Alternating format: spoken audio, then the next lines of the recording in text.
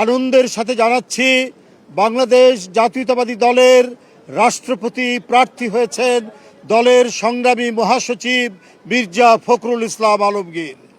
বন্ধুরা আমার, কিছুক্ষণ আগে দলের সম্মানিত চেয়ারম্যান এবং গণপ্রজাতন্ত্রী বাংলাদেশ সরকারের প্রধানমন্ত্রীর সাথে বৈঠকে এই সিদ্ধান্ত গৃহীত হয়েছে, বাংলাদেশ জাতীয়তাবাদী দলের প্রার্থী হয়েছেন, সদস্য পদ থেকে পদত্যাগ করেছেন।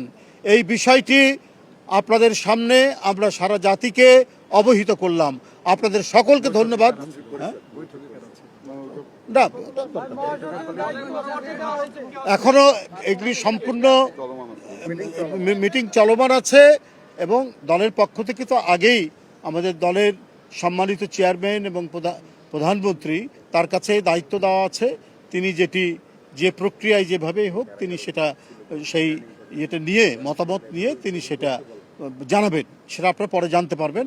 এখন শুধু দলের রাষ্ট্রপতি প্রার্থী মির্জা ফখরুল ইসলাম আলমগীরের নাম আমরা ঘোষণা করলাম এবং ইতিমধ্যে তিনি মহাসচিব এবং জাতীয় স্থায়ী কমিটির সদস্য থেকে পদত্যাগ করেছেন।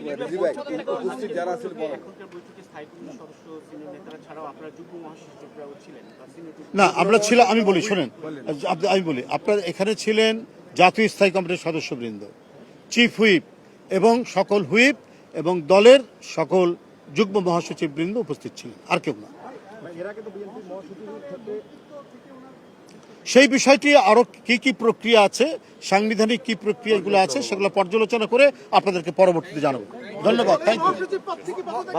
হ্যাঁ করেছে, বললাম তো, আমি 2 বার বলেছি, মহাসচিব এবং জাতীয় স্থায়ী কমিটির সদস্য এই 2টা থেকে ইতিমধ্যেই তিনি পদত্যাগ করেছেন এবং দলের প্রার্থী হয়েছেন মির্জা ফখরুল ইসলাম আলমগীর।